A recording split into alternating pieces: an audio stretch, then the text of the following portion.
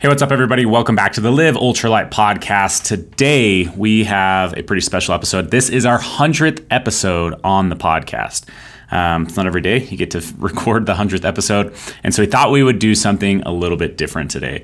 So today is going to be a lot about the business. It's going to be a solo episode. I'm just going to be talking through things that have been happening in the business, where we've been in 2022, and where we're headed. So it should be pretty insightful. I also think it will be insightful for you guys to maybe hear more about the behind the scenes stuff here at Outdoor Vitals. And what I mean by that is by knowing more about what's happening behind the company, you're going to know more about the products and also more about the direction that we are heading. I think all of those things are very exciting, but they translate into the products. They translate into what you guys are getting when you purchase from us or what you get when you follow us. Why we do the things that we do, because we do a lot of different things than other companies. And so that's what this episode is going to be about.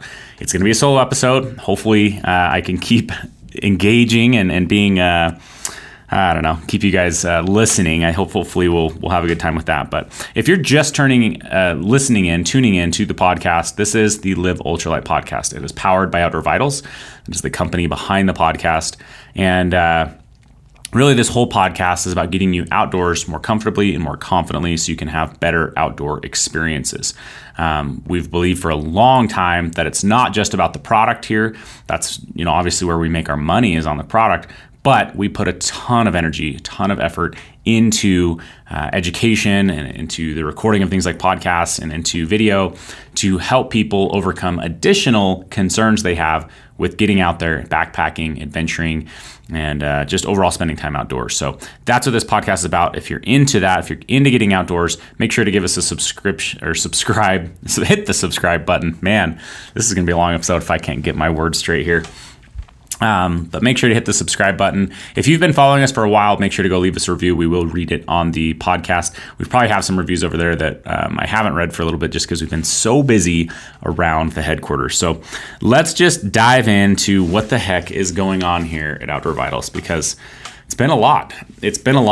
We just came through July. We just essentially launched basically four new products. We launched the Tusher rain jackets, the Altitude sun hoodies.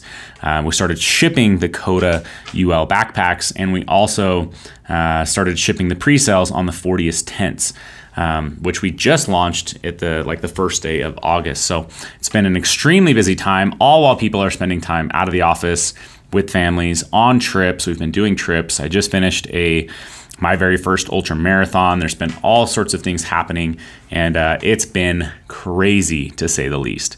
But let's talk just a little bit about other things that have happened here in 2022. We've gone on a bunch of trips. We've gone to the Grand Canyon. We've done 100 miles on the AT. We've launched more products. We've updated, new summits. We launched new wool pieces out of the Terns, Tern t-shirts, Tern hoodies. I'm honestly not going to be able to list them all. We launched the Nova Pro Vest. We've brought out a ton of stuff, which has meant that we've been extremely, extremely busy. Now, I think if you were looking at a bigger brand, you would think, it doesn't seem like a lot of product launches. But when you're looking at a brand the size of Outdoor Vitals, it's a lot. We push very, very hard here to continue to just push the envelope forward. I think everyone here has a lot of ambition, and we live our core values. Internally, we do have some core values, and I thought it'd be kind of fun to share what those are on the podcast right now. So internally, what we actually rate our employees by, what we push them by, what we value, what we give little prizes away once a month is those that are attributing to these core values, and they are number one, live ultralight. I think everyone understands what that means. If you're on this Live Ultralight podcast, we see a lot of that. A lot of our employees literally are living the brand value and getting out there for sure.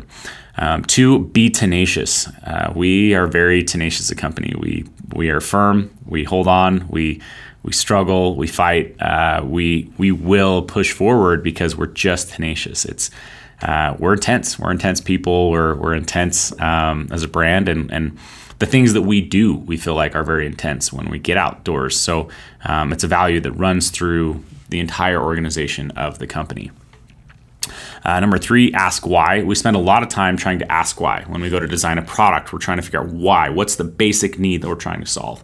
What's the reason behind even looking at this particular product? When we're doing systems and processes within the organization, we want everyone within the organization to understand the why this is important. Why are we doing it this way? That's been a very, very strong and important core value for me personally. It's something that has rang extremely true. When I understand the why, I can endure about any what, and we've bled that into the company as well.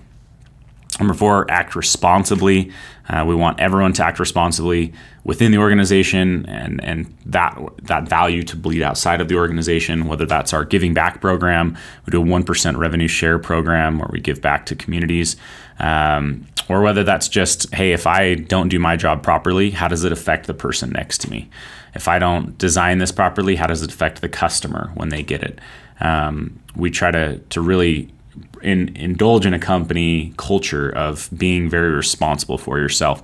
2, if you can't take responsibility for yourself, there's no improvement that can ever be had. And what I mean by that is if you're always blaming the person next to you, if you're always blaming, it was the supplier's fault, it was my coworker's fault, it was the mailman's fault, whatever it is, there's no accountability in that. Without accountability, there can be no improvement. Until you can take ownership of things, there's no way to move forward and improve. And last, number 5 here, as far as our core values, are to hike in their shoes. Now, hiking in their shoes has a lot of meaning. For a customer support side, it really means having a lot of empathy for our customers. For design, it means the same thing, having a lot of empathy. But just trying to put ourselves in other people's shoes and look backwards and understand what they're seeing is a core value that we have. Even again, whether it's one department struggling with another department, we encourage everyone to put themselves into their position, really seek to understand, and then to be understood. So I wanted to share those. I don't think I've ever shared those publicly, but those are core values internally that we live by and that we really stress and value within the people that we hire, the teammates that we have, those that we are continuing to hire. That's something that we really, really focus on. So I thought that'd be fun to share, like I was mentioning here. But yeah, as far as the company itself, the outlook is very positive. We've had a lot of product launches. I will say there's not going to be as many product launches you guys are going to see, over the next 6 months or so. But you'll see us, improve some of the marketing around some of the things we're doing. I think there's a lot of products that still are not understood at a high enough level. Maybe it's the Novas, maybe it's just other pieces that we have that people don't fully understand what we've built and what we're offering. And so we're going to spend some time definitely working on some of those things. In 2022, we've had a lot of growth as a brand. And what I mean by that is we've had features in Outside and Backpacker Magazine. We've had a lot of features around the web and other areas. We've continued to hopefully impress some of the influencers out there with some of the things we're doing and the directions that we're going. Some of the influencers, that come and hang out with us too, they get a little behind the scenes insight on what we're doing as a company and where we're headed. And I think that's very insightful for them to know just what we're doing as a brand, right? There's a lot of brands out there, and you're always trying to look and see what brand you align with and just where they're headed. I think there's brands out there that they get pretty comfortable, they get pretty stagnant, and they're just not pushing forward with that tenacious value that we have. And I think you're going to just see us continue to push and continue to grind and continue to grow. We have very high aspirations, but the funny thing is, we want to grow, but it's not really about making the money. Me as the owner of the company, I'm the primary owner of the company. I don't have partners. I don't have venture capitalists pushing us to grow. It's not about growth for money. I live a very comfortable life. In fact, I think for my age, at just barely into my 30s now, I'm very, very blessed. I'm very, very humble to see the company get to this position and really be the company that I had hoped we could develop and build the entire time. And there's not a whole lot, I guess, I feel like I'm looking for or asking for in my life, which is a pretty cool position to be in, because it really just means that hopefully we're growing with the right intent and for the right reasons. And that really is to help more people improve their experiences. It's why we put so much energy and effort into, the podcast or our YouTube channel or any content that we produce. It's really more so about you guys just disconnecting and moving forward. It's actually been a really big question for me as I've looked at this of, whether we continue on the same path with the charitable donations that we have. Do we continue to donate to the same organization, or is really, I don't know, more of my driving force and maybe the company's driving force about getting people outdoors and almost more like the mental health side of things. The amount of technology happening, with the amount of quick dopamine hits you get when you're scrolling, and it went from long form videos to short form videos are getting more popular now. TikTok is blowing up. There's all these things that are just constantly grabbing our attention. And to me, getting outdoor in nature and trying to have alone time, quiet time, disconnected time is just so important that it's really honestly has me questioning what we should be trying to advocate for with our 1% program of giving back. So, but anywho, it's really cool, I guess, just going back to that, just to see the growth and hopefully to see that we're trying to grow with purpose, not trying to grow just for money's sake. And I want to circle back to that and talk about venture capitalism, because I think that's one of the number one things that we do and that we offer that others don't, that really means a lot to you as a consumer. It means a ton to you as a consumer, but you don't know it. You have no idea, you know what I mean? Because you're not privy to the behind the scenes information of companies and venture capital and who owns what and how they're doing things. You have no idea how that affects the product that you get. And I do want to spend some time talking about that. Another thing that we've done this year that's been super exciting is we've launched the UL Member 100 Challenge. That has been a beta group that we launched to members only, and we had a good amount of people enroll in it. We've had a good attendance on the live streams that we've done for that program, and just the feedback, the posts that we see inside of the Facebook group have been tremendous. That has brought a lot of happiness and joy to me, because there's a lot of people that it pushed to go and dial in their systems, pick a trail, get out there on trail and go and try to accomplish something great. And that's been huge. I've gotten a lot of value out of that personally. But I also just, like, what I think other people are getting out of it is incredible. And I think you're going to see us for sure lean more heavily into that next year. And if you have not participated in this beta group, I would highly encourage you guys to watch for that next year. We're going to give it a little bit longer of a lead time, give people a little bit more time to get the time off work and participate, but also just the training and the framework behind it. It's like we do a lot of content, we do a lot of YouTube and stuff like that, but this, we see the results backwards, meaning we gave them a much more structured program and a much more specific set of accomplishments to do. People went and did it, and they've executed it, and it's been just phenomenal to see that. And so I think we're able to help.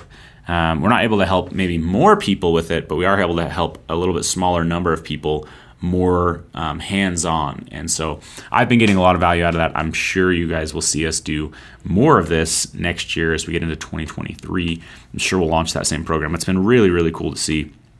So be on the lookout for that. Okay, as far as other things, I talked about some of these new products. We've launched a lot of new products. We're continuing to improve products. I think just to be totally transparent, again, people listening to this podcast are pretty aware of this, pretty aware of us, but I think the area that we lag the most behind right now is with our sleeping pads. It's a very troublesome product to design. It takes a lot of design resources, it takes a lot of money, and there's a lot of patents involved with it, which make it extremely tough to come in for a smaller company like us and really compete and figure out ways around patents and figure out ways to design something better. And so I think you'll see us maybe pull back a little bit on our pad development and kind of sell through existing inventory and maybe take a little bit of a hiatus for a while until we can grow the team and circle back around to it with a little more resource. But in every other way, it's been really cool to see just the product lines dial out, even get a few options for certain product lines, and just continue to grow the entire swatch of what Outdoor Vitals product is. Our catalog continues to get bigger and bigger.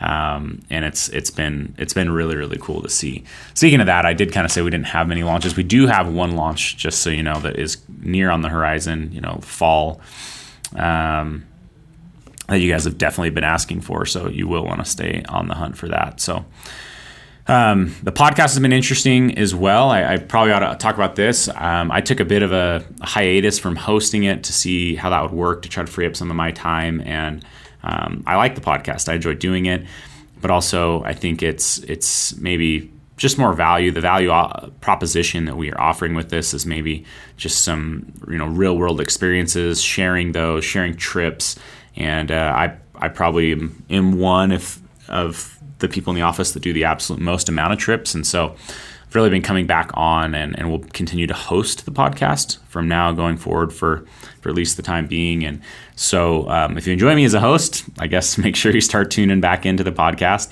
The podcast has continued to grow regardless, but we're hoping to continue to build upon that. So I'll be hosting the podcast kind of going forward. We'll still have tons of members of the team. Joe will still be on here a lot, who was helping to host it. But we'll also continue to bring on people from the office. And Joe now is going to try to focus more on just getting interviewees lined up so that we can really break down what people are doing out there, what makes them tick, how they were able to accomplish some of the things. We have a handful of really exciting guests coming that I am definitely excited for.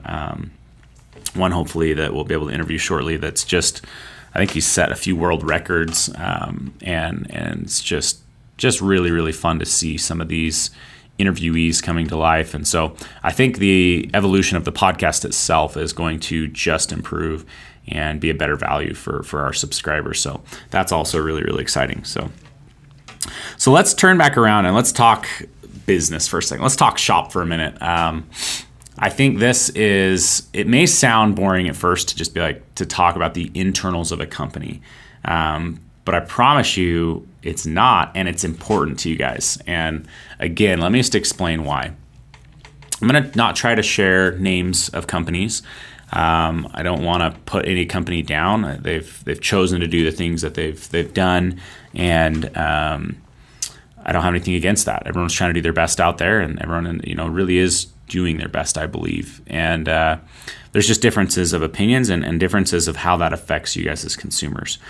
So during this pandemic, there's definitely been a lot going on. We've seen some companies thrive. We've seen some companies, fall into despair. And because of the position that we have with the factories that we have and maybe some of the connections we have and friendships that we have, we're maybe privy to a little bit more knowledge than other companies. And the older model of retail is definitely evolving, and there's companies that are evolving to it. There's companies that are dying to it. But it's kind of interesting because retail is in some ways struggling a little bit, maybe not as much as I would have predicted, but it's still struggling a bit, while direct-to-consumer and online sales are raising, right? I think everyone's pretty aware of that. But another aspect behind the scenes is venture capital. Now, venture capital is basically pools of investors or funds of investors that have pulled together money, or sometimes just one massive, very wealthy individual that is taking money and investing it into a company, buying an equity chunk, a chunk of ownership in that company. That company then gets that money, is able to use it for growth, or maybe takes the cash out, or whatever they choose to do with that money.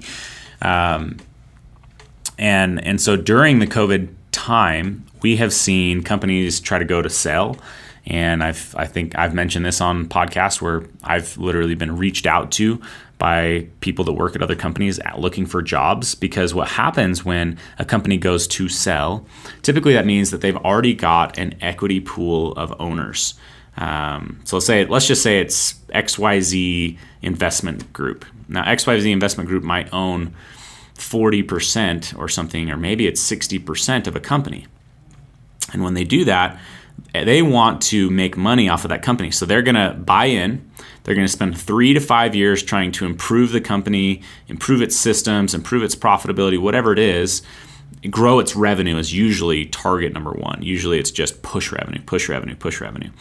And as they push that revenue, there's cost to that, right? Because they're not really growing organically. They're not letting the customers come to them and attracting customers. It's more so they're trying to push themselves onto the customers and force revenue up. And so when that happens, they do that for 3 to 5 years, and then they look to sell out the company or their equity stake, take their money, and then roll it onto the next item.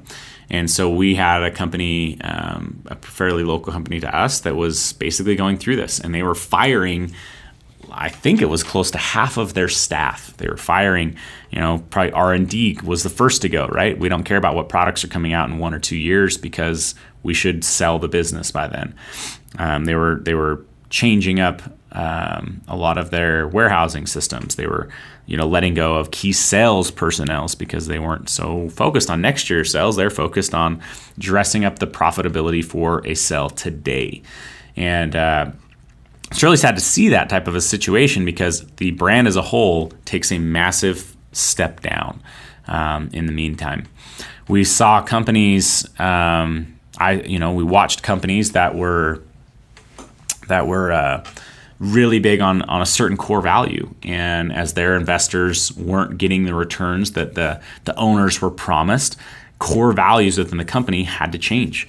The amount of money that you were giving back changed. The amount of, a lot of the founders were leaving the company, which obviously is going to have a massive impact on the company itself and what was originally founded, what was originally great about the company.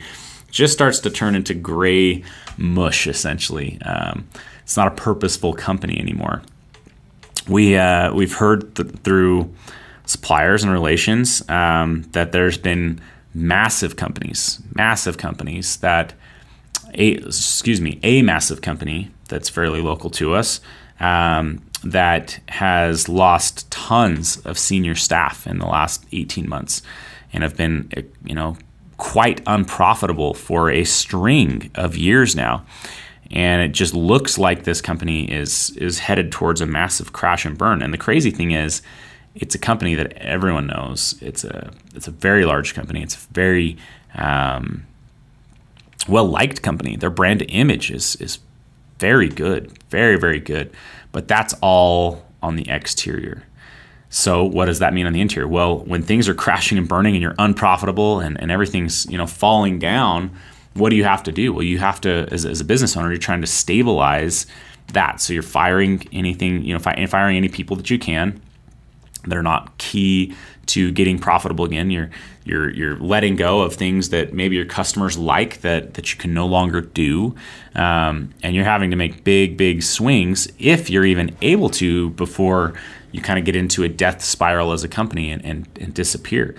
And typically what that means is you're looking, one of the very first areas is that you look at cutting corners on product. You come into your factory and you say, hey, is there any way we can reduce the cost to produce this product by 15%? Well, 15% is a lot. 15% is like an entire over most of the profit margin that a factory even walks away from a product with when producing it. And so you'll see, them change fabrics to lesser quality fabrics. They'll see them change componentry. Maybe you'll see them go from a top-notch Duraflex buckle to an unnamed buckle, or a YKK zipper to an unbranded zipper.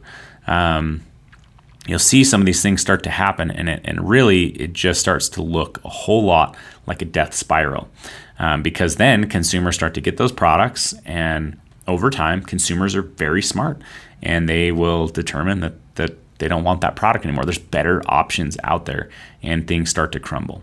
So because of all these experiences I've had in life through education, through friendships, and especially the last couple of years, I feel like it's a good time to just talk about our values. So myself and technically my wife are the sole owners of Outdoor Vitals. We don't, I don't have, I guess, massive aspirations in life to grow this and sell this. I have a lot of friends who are always asking me, hey, when are you going to sell the business? When are you going to, liquidate? When are you going to do this? And the answer is always, well, I'm not. If I sold the business, I'd wake up tomorrow and want to build the same business again. So why would I do that, right? It's just not appealing to me. I love the line of work that I'm in. I love the products that I get to help develop. I love the marketing. And I just love being in this category, right? In that sense, I'm very thankful and very happy. So really that just allows us to make these decisions for the future. And so let's talk for a second about what the future is here at Outdoor Vitals and what we are trying to build. So much of what we are trying to build here is just, let me back up. Let me say this slightly differently. We have some marketing uniques. So this is what things that we feel like make us unique as a company. We try to make sure that these uniques are something that no brand shares all of these. They might share one of them, but they're not going to share all three of these items. So number one is performance, not price. Number two is inspiring confidence through experience. And number three is direct customer connection. So yes, there are going to be companies out there that have a direct customer connection. They're a direct-to-consumer business. They share some of that aspect, and they also have a very good following of people that they connect with consistently. They get feedback on the products. They're able to iterate fast, and that's something that we do try to do. We try to connect with our customers. We try to get the feedback. We try to, alter things. That's why we've put a lot of energy and effort into the fit of our products and continue to work harder and harder on getting the fit of all of our apparel pieces better and better. Now, I'm not saying we're going to completely alter our products, and I know there's some people out there that think that we need to do some massive changes, but we are trying to dial that in to where it appeases most of our audience. Going back to number two here, inspiring confidence through experience. Now, this is something also that I would say is pretty unique to us. What this means is it's got a double meaning here. We try to inspire our followers through our experiences, meaning what we go and what we do on trail and what we share, we hope inspires people. We hope it shows them experiences. We hope it teaches them. We hope it eliminates unknowns that they have. And by eliminating those unknowns, there's more likelihood that they will go and experience things for themselves. And so we want this category here to be, transparency. We want it to be you guys having a ton of confidence in the products that we sell. That we've thoroughly tested and vetted and made an amazing product, that you've got experience through watching us going and doing this. And then obviously we're trying to inspire you to have confidence that the education that we give is eliminating those unknowns, inspiring confidence in yourself and your abilities, and then going out there and doing. So that's number two of what we feel like makes us unique. And number three here is performance, not price. Now, this is a very interesting one and one that gets talked about probably more than anything else. And that is that there was definitely a time in the company that we, looked more heavily at price points, I guess. And part of that was because of where I was coming from, starting the company right out of college with $500, very limited funds. You can't just go out there and design an amazing product when you've got that start in that background. Two is the more time we've gone on, we've learned what premium and performance really means. But three, we're in a position just to be able to do that. We're in a position to design solely on the performance of a product. Now, it happens all the time. We go to a factory, we say we're going to be designing this type of a product, and the first thing that they ask us is, what's your target price point? To which we turn around and say, we don't have a target price point. And they are quite confused by that, and we have to explain that for us and the way that we do business, we don't do target price points. We base the product that we're trying to develop on fixing the solution and making a better solution than what's out there and the in-field performance of that product. So let's talk about the Shadow Light, for instance. When we look around at other ultralight packs out there, none of them have weight distributing frames, or I'll say none because it's pretty much none. But there's some options, but none that actually do it. Some have frames, but they're not tall enough. Some have frames and they're a little bit taller, but they don't even have load lifters to lift the weight off of your shoulders and distribute it down to your hips. And so for us, that's an example of us going in and saying, we're not trying to make a shorter frame, for price point. We're not trying to make a shorter frame for, fill in the break for ease of manufacturing. We wanted to make a taller frame, a more usable frame, a weight distributing frame, so that in the field, you get the relief and the performance that you need out of a backpack, especially out here. We're about to go start Highline in a couple of days, and we're starting with 5 days worth of food, and there's some longer water carries on that trail, and you can easily get a pack, even if you're an ultralight packer, where you're starting with a base weight of 10 to 12 pounds, but between water and food, you could easily be carrying a 25 plus pound backpack. And having a frame is very helpful in those scenarios. Or I take my kid out and I'm packing for 2 people now. And because of that, I now have a frame that can pack 30 plus pounds comfortably while I'm trying to carry everything for my son so that he can have the most enjoyable time possible. But really, again, coming back to it, we know we've got a product worth launching when it is performing at the level that we feel like we need. And the interesting thing about that is we don't ignore price. We just don't prioritize price. We more so prioritize based off of performance. Weight is a big part of performance. Its ability to do the object or thing at hand. And price comes in down the road. Yeah, if we have 2 options and there's little to no advantage to use this fabric versus that fabric, or this frame versus that frame, or this, whatever it is, this buckle versus that buckle, we will address that. We don't want to make expensive products just for the sake of making expensive products. But we are heavily focused on the in-field performance. Yes, we could take the Shadow Light, we could easily make it with a different fabric, and we could easily double the amount of sale price. We could go from a low $200 pack to a $400 pack with just the click of one button and having a different fabric on it. But the in-field performance might not be enough to warrant that. So we do pay attention to it, but we're just not designing the entire pack based off of hitting any kind of price points. And that's been something that's been really fun to focus on over the last 3 years, maybe 4 years, really since a little bit before Brigham came on the team. That was something that we started to put more and more focus and energy on. And so that really is what makes us unique. I would add, though, like going back to some of these, we spend a lot of time as a company out in the field, like a lot of time. I will have to track it at the end of this year, but I'm sure I will spend more than 30 nights in the field, and that's not including all of the days that I'm spending out there. We spend a lot of time. We spend a lot of time as a team, as individuals, and I think that is a big advantage for us. There's a lot of people that design a lot of products. I actually was interviewing a guy for Brigham's position 3 years ago, and he ended up taking a position with this other company because they were able to pay him more.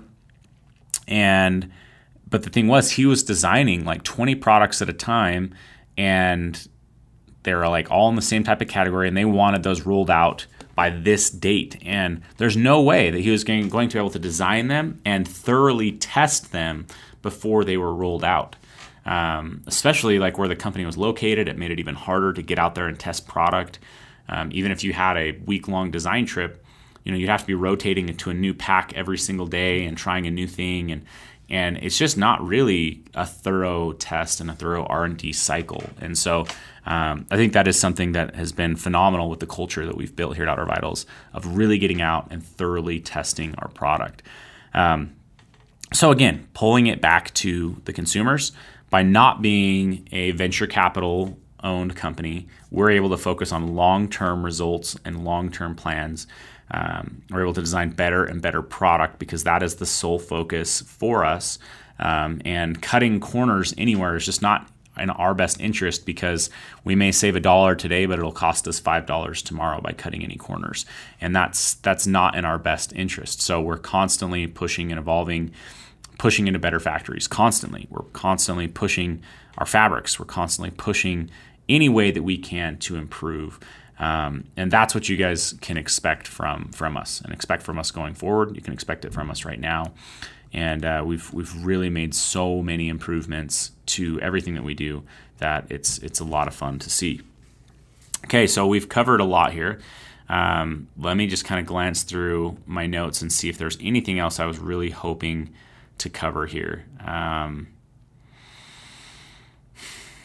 I don't think there is. I think just overall, it's exciting to be where we're at. It's exciting to be designing what we're designing and focused on what we're focused on. It's exciting to see the customers coming in organically, to see the word of mouth, per se, advertising that we're receiving at the level that we're at now. And it's just all around good. The company is streamlining more and more. We're getting bigger and bigger. Growth is continuing to come.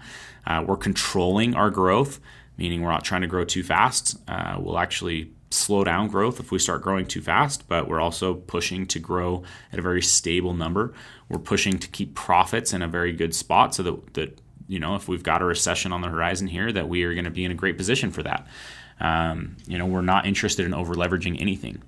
And I will say this, for those of you that have been longtime followers or maybe are members of our Live Ultralight membership, I'm not going to say that we'll never raise money, but I will say this: we will never raise money from people who are not our stakeholders. And so what that means to me is employees are current stakeholders. They have a lot of interest in what's happening here at Outdoor Vitals. Giving them the opportunity to buy stock or different things like that is something that is interesting to me, to create more buy-in but also give them opportunities for retirement. The other one is you guys that are listening right now. There's a possibility that in the future you will have an opportunity to buy Outdoor Vitals stock, not in massive quantities, not millions of dollars at a time, but at small quantities of hundreds of dollars or thousands of dollars. You may be able to buy stock in Outdoor Vitals. The reason that I would be willing to do that is, one, we're selling off tiny amounts at a time, percent maybe at a time. But also, it doesn't change the way that we need to run our business, because you guys are the users of the product. Your primary interest is the product that we're developing. If we brought in an outside venture capitalist, their primary interest is what the financials look like at all times, how fast we're growing, what does the 5-year outlook look like. We have to hit our performance markers for revenue, or they're going to have problems. Whereas you guys, we would only sell this off in small portions to people that would be more interested in what's going on with Outdoor Vitals in 5 years, 10 years, 20 years. What products are they releasing? I would want people who might be investing in us to know every single product that we're releasing in detail. That would be really important to me, because that's important to you guys and our consumers. And so just know there may be an opportunity like that in the future. It would not be anything like a venture capital situation. It would be much more like a Kickstarter situation where we're crowdfunding our equity. Yes, you'd be getting equity, you could be getting stocks, but we're selling it to thousands of people in small quantities, not one person in a mass quantity that could change any of the values or any of our principles here. So there's kind of a nugget. If you have any interest in that, stay tuned. It's something that is on the horizon. It is something that I've considered for a handful of years. And, maybe in another 2 years or something like that, maybe longer, we would be in a position where it would make sense to do something like that. And I think it would be really, overall, a smart strategy for us, both for internal company growth, but also for things like employees to be able to purchase and get a hold of some of that for their long-term retirement. We do also have a lot of product in the pipeline right now, a lot of products that we're taking our time developing, spending a lot of time in the development process, which is a good thing. It's a great thing. It's really a powerful position to be in as a brand, where we can spend a lot of time developing a lot of different products and getting a lot of field time with them. So I know I kind of said there's not a lot of product launches on the horizon. We do have some more in 2022. 2023 should be a lot of fun. You will hear a lot more about product launches in 2023. Probably pretty early on. We may put a couple on pre-sale, but Very excited for you guys to have been getting the Fortiuses right now. I'm so excited for you guys to put that into use. That's a piece that I know the more time you spend with it, the more you will like it. We spent a ton of time, obviously, with that piece. You guys are going to absolutely love it, as well as pretty much all of our products. It seems like the more time you spend with it, the more you'll come to appreciate those premium fabrics and the way that we're doing everything with it. Because I can promise you, we spend the time in the field to prove it out and to prove that the performance is there and that it is better. So take us up on our word. Go spend time. Be very conscious of how things are done, why they might be done, and I think you'll be more and more and more happy with any of the products that we have to offer. So there you go, guys. There's kind of a state of the company of Outdoor Vitals for the 100th episode on the Live Ultralight podcast. Now, this podcast has been a lot of fun. If you guys enjoy this podcast, please, please, please rate and review it. Tell us what you like. Tell us what you don't like. I want to make this better. I constantly want to make everything better around here, from product to systems, to how we treat customers, to how we treat employees. I'm constantly looking to improve, and we're constantly looking to improve. That's built into our DNA as a whole. And so we'd love to know what you guys like or even dislike about the podcast. So please go review the podcast. I'm begging you guys. But thanks for tuning in. Thanks for being here for our 100th episode. It's a very exciting time. We have so much more to come. So make sure you're subscribed. And with that, guys, we will see you guys, or you'll hear us on the next episode.